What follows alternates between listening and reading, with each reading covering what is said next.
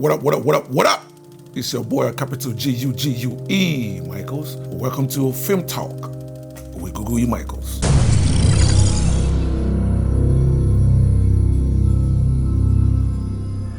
Yo, what's up?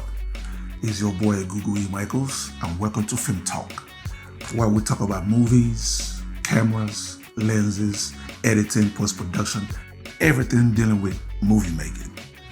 And I know I've been getting a lot of my, first of all, shout out to all my Instagram followers. You know, you guys rock, man. Keep the DMs coming. So a lot of people have been asking me, why haven't I done one of these in a long time? Well, before the COVID hit in 2020, from 2017 to 2020, I shot 3 movies. And in shooting those 3 movies, of course, you know, it takes a while to shoot a movie, it takes a while to do post-production. So with that being done, that kept me busy to where I didn't really have time to do a lot of these right here. You know, also doing some commercial work, some corporate gig, because, you know, I got to pay bills, just like everybody else. So then, of course, 2020 hit, and that put a stop to everything.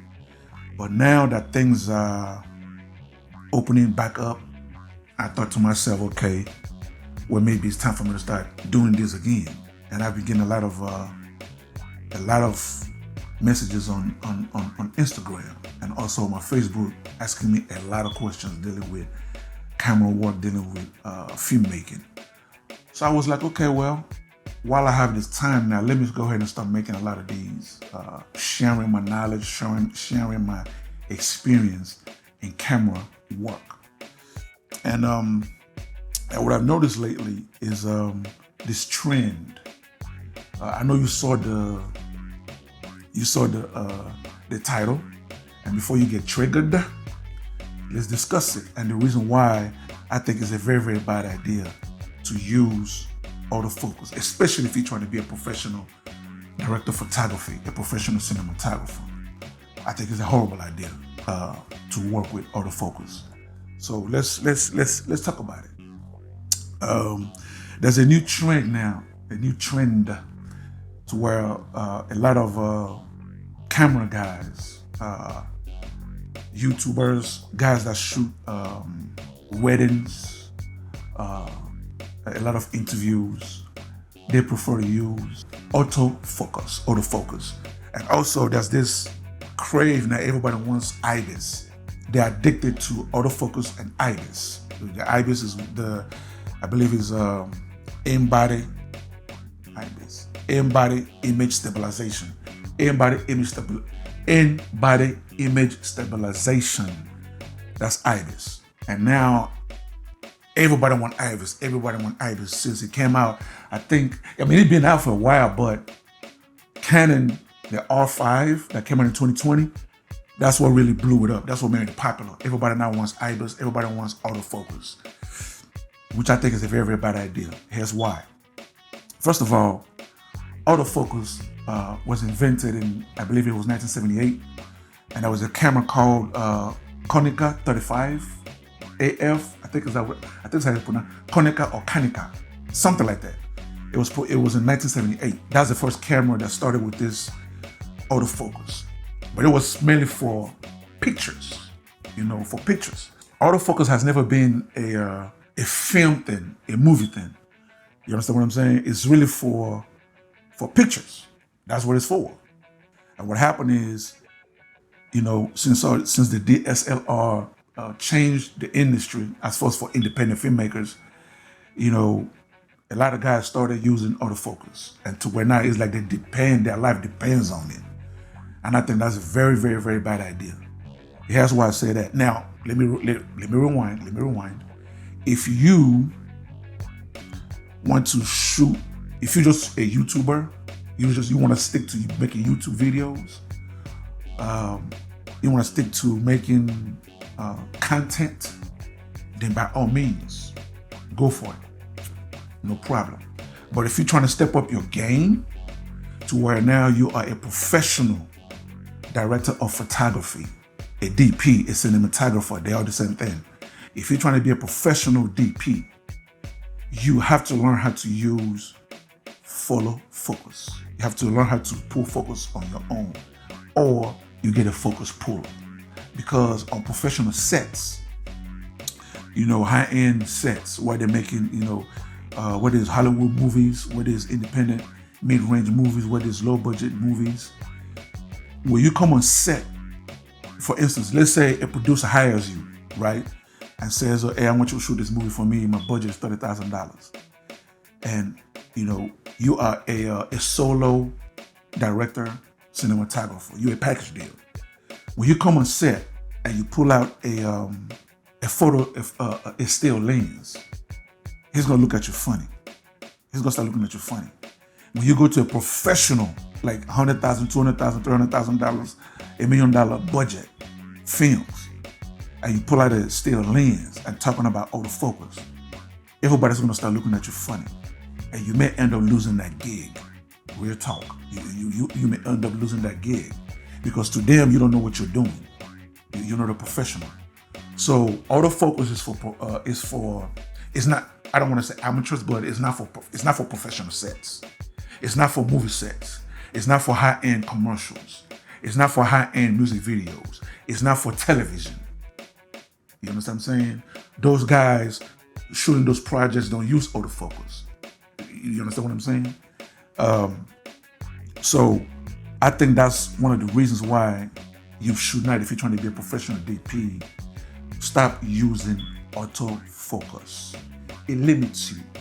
I've been shooting since 1996. I shot my first film in 1996. I've worked with pretty much every camera you can think of, whether it's film cameras using celluloids, or is DV, like the Canon X1 DV cameras, or the Sony Z. Well, here they call it Z. Overseas they call it Sony Z. Whether it's the Sony F3, whether it's the Red camera, Red Scarlet, which I used to own, or what is the Red Dragon, which I used to own, what is that Alexa, which I've shot on Alexa, you name it, I've used it, I've shot on it. You understand what I'm saying? And most cinema cameras do not use autofocus. They don't have autofocus. Why? Well, because 99.9999% of the time, if you're using a cinema camera on a budget and on a project with budget, you're gonna use manual lenses. You're gonna use manual lenses.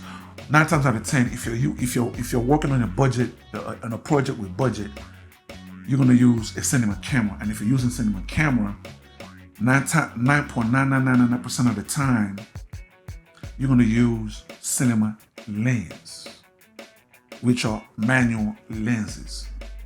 You understand what I'm saying? So your camera is not gonna read still lens.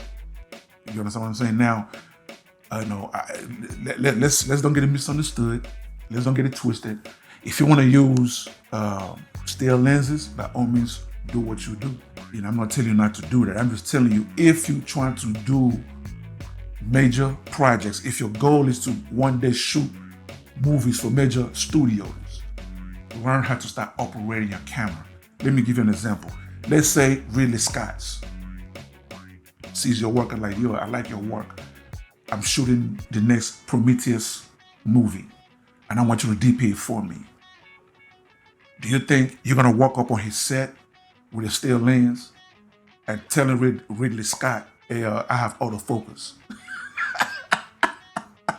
Let that hit your brain for a second. You tell Ridley Scott, yeah, I have autofocus, or can I bring a camera with IBIS? You understand what I'm saying? You're fired. He's gonna tell you, don't worry about it. Go home. Most projects with budget, they allow for you to hire an AC, a focus puller, unless you're a solo director cinematographer like I am. I've been doing it for so long, like I said, since 1996. I shot my first movie in 1996. So I've been doing this for so long, I know how to operate a camera and lenses. You know what I'm saying? So I know how to go from, okay, walk right here, Mark 1, okay, go right there, Mark 2, go right there, Mark 3, go right there, Mark 4.